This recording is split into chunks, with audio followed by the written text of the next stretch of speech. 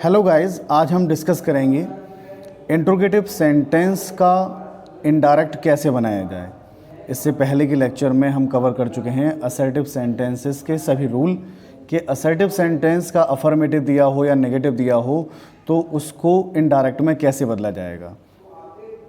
आप इससे पहले उस वीडियो को कवर कर सकते हैं, उसका लिंक इस वीडियो की डिस्क्रिप्शन बॉक्स में डाल दिया जाएगा। और आज हम कवर करेंगे इंट्रोगेटिव सेंटेंसेस को इनडायरेक्ट में कैसे बदला जाते हैं। इसको चलिए देखते हैं। बहुत ही बेसिक रूल है। यदि रिपोर्टेड स्पीच का वाक्य, इससे पहले कि हमने ये जाना था कि रिपोर्टिंग वर्ब क्या होता है, रिपोर्टेड स्पीच क्या होता है, इस चीज़ के बारे में आपको पहले से पता होना चाहिए, क्यों तभी आप सारे रूल सीख सकते हैं।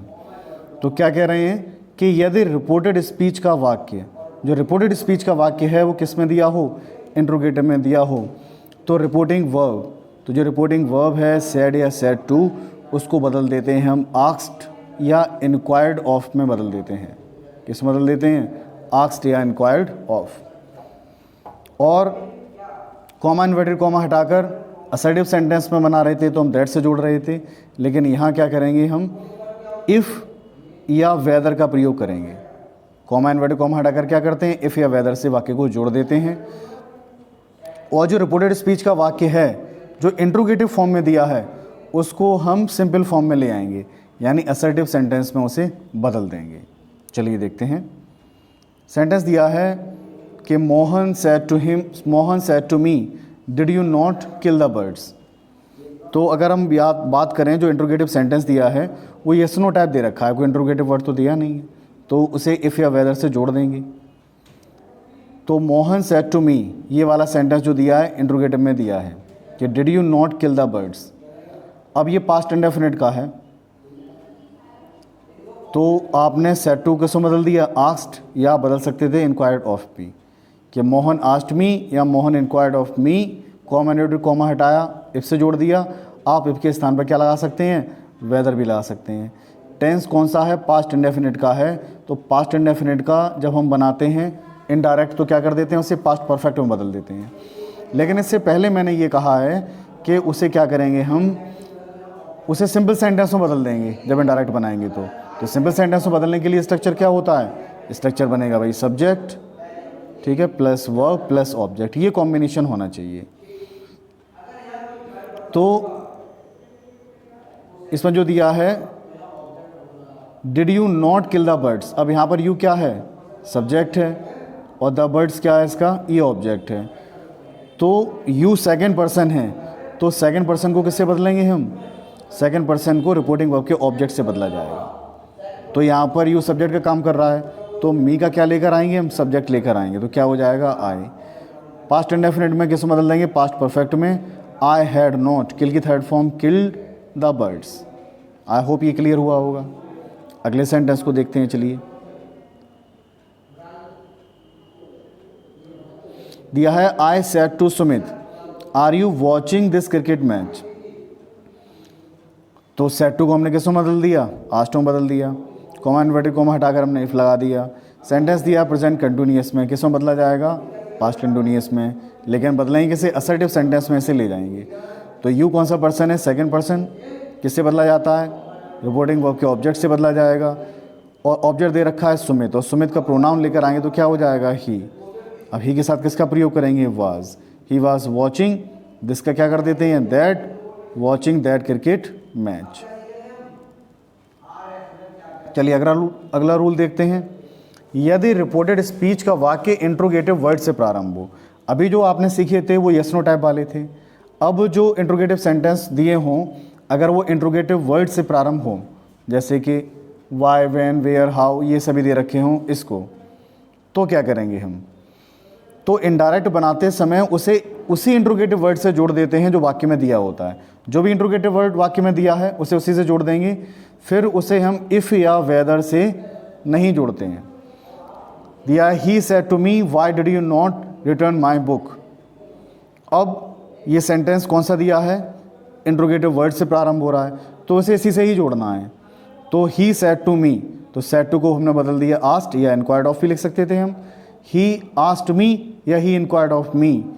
अब वाई दिया इंट्रोगेटिव वर्ड तो उसे वाई से ही जोड़ देना है, और आगे का स्ट्रक्चर आपके सामने है, इंट्रोगेटिव फॉर्म में दिया है, इसे जैसे बदलते आए थे अभी तक वैसे ही बदलेंगे। पास्ट इंडेफिनिट में किससे बदला जाएगा? पास्ट परफेक्ट में यू सेकंड पर्सन है, किससे बदला जाएगा? रिपोर्टिंग वर्ब के ऑब्जेक्ट से। ठीक है, यहाँ पर यू सब्जेक्ट का काम कर रहा है तो मी का क्या बनाना है हमें? सब्जेक्ट क्या हो जाएगा? आई। पास्ट इंडेफिनिट को किससे बदला जाएगा? पास्ट परफेक्ट में। पास्ट परफेक्ट का नेगेटिव है ये, तो ही हैड नॉट रिटर्नड, और यहाँ दे रखा माई। माई कौन सा पर्सन है? फर्स्ट पर्सन, किससे बदला जाएगा? रिपोर्टिंग वर्ब के सब्जेक्ट से। और यहाँ माई जो पॉजिटिव केस में दे रखा है, इसलिए ही का पॉजिटिव केस लेकर आएंगे तो क्या हो जाएगा कि why I had not returned, यहाँ पर क्या हो जाएगा? His, return his book. अगला देखिए, I said to him who are you, I asked him who he was. ये इस तरीके से बदल दिया है। चलिए समझते हैं इसको कि I said to him who are you, तो सेड टू को हमने किसमें बदल दिया? आस्क्ड में। अब इंट्रोगेटिव क्या दे रखा है? वर्ड हु, लेकिन हम क्या करेंगे उसके बाद उसे सिंपल फॉर्म में ले आएंगे तो क्या हो जाएगा? हु, यू सेकंड पर्सन दे रखा है, इसे किसमें बदल देंगे हम? ऑब्जेक्ट से, तो हो जाएगा हु ही वाज। अगला रूल देखो, इस तरीके के भी सेंटेंस आ जाते हैं कि यदि रिपोर्टेड स्पीच के वाक्य में यस का प्रयोग हो।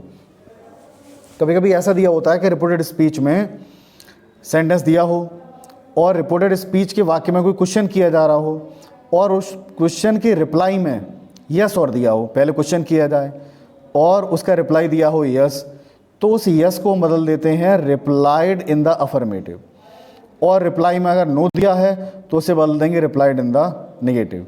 चलिए समझते हैं इसे कि I said to him will you go to Lucknow with me, मैंने उससे कहा क्या तुम मेरे साथ लखनऊ जाओगे, पहले क्वेश्चन किया गया है, फिर रिप्लाई दिया गया है, क्या कहा है? ही सेड यस, उसने हाँ में रिप्लाई दिया। तो ऊपर वाला जो सेंटेंस है I said to him will you go to Lucknow with me, ये तो आप बना ही लेंगे जैसे इंट्रोगेटिव फॉर्म में बनाया जाता है। बस जो नीचे दे रखा है रिप्लाई दिया है, यस में दिया है, इसे बदल देंगे। कैसे बदल देंगे? ये हो जाएगा कि he replied in the affirmative. देखिए कैसे किया कि I asked him if he would go to Lucknow with me, ये तो आपने बना ही लिया। बस यस को हमने किस में चेंज कर दिया? यस को हमने चेंज कर दिया ही रिप्लाइड इन द अफर्मेटिव। या हम ऐसा भी कर सकते हैं, आप ऐसा करके ना चाहें तो उसकी जो रिपोर्टिंग वर्ब जो रिपोर्टेड स्पीच दे रखी है उसको उसी में चेंज कर देंगे हम। रिपोर्टेड स्पीच का सेंटेंस विल में दे रखा है, आपने यहाँ रखा है वुड, उसे वहीं तक छोड़ देंगे कि he replied that he would. अगला देखो, she said to Meera are you listening songs in your room, उसने मीरा से कहा कि क्या तुम गाने सुन रहे हो अपने कमरे में? तो मीरा ने कहा नो। यहाँ क्वेश्चन किया गया है और मीरा ने रिप्लाई दिया है किसमें? नो में रिप्लाई दिया है। तो चलो इसको समझ लेते हैं कि शी आस्क्ड मीरा, ठीक है, कॉमा इन्वर्टेड कॉमा हटाया, इफ से जोड़ा हमने। आर यू लिसनिंग, यहाँ यू का ऑब्जेक्ट यू जो है सब्जेक्ट का काम कर रहा है लेकिन है सेकंड पर्सन, और सेकंड पर्सन को किससे बदला जाता है? ऑब्जेक्ट से। तो मीरा का प्रोनाउन क्या हो जाएगा? शी। अब यहाँ पे दोनों जगह एक ही दे रखा है, यहाँ पे योर दिया है तो यहाँ पे मीरा का प्रयोग किया जा रहा है। तो जब सब्जेक्ट और ऑब्जेक्ट एक ही जेंडर के हों और प्रोनाउन दिक्कत दे रहा हो तो आप ब्रैकेट में उनके नाम लिख सकते हैं। तो यहाँ शी एक अलग व्यक्ति है और मीरा एक अलग पर्सन है, तो हमने शी के आगे ब्रैकेट में लिख दिया जिससे कि कन्फ्यूज़न ना रहे। तो शी किसके लिए प्रयोग किया जा रहा है? मीरा के लिए। Was listening songs in her room, in your room, तो यहाँ पे मीरा के लिए ही बात चल रही है। तो और आगे इन्होंने क्या क्या दिया? इस मेन सेंटेंस ये था कि इतना बदलना है कि मीरा सेड नो, तो क्या हो जाएगा कि Meera replied in the negative. अब यहाँ पर हम ऐसा भी कर सकते थे कि ये जो सेंटेंस दिया है वो किस में दिया है? ये दिया है प्रेजेंट कंटिन्यूअस में। अगर हम Meera replied in the negative करना नहीं चाहते हैं तो हम ऐसा भी कह सकते थे कि Meera replied that she was, वहाँ तक छोड़ देंगे, बस उसे हेल्पिंग वर्ब तक छोड़ देंगे, दैट शी वाज। तो क्या माना जाएगा? शी वाज नॉट, नॉट वाला है कि वह ऐसा नहीं कर रही थी, और ये पॉजिटिव यस दिया होता तो वहाँ पर शी वाज हो जाता। आई होप आपको ये कंसेप्ट क्लियर हुए होंगे और इसी तरीके से हम आगे बढ़ते रहेंगे और आगे के टॉपिक को कवर करेंगे डायरेक्ट इनडायरेक्ट के। और अगला हमारा जो टॉपिक होगा वो किस पर होगा, इम्परेटिव सेंटेंस पर। Thank you very much guys.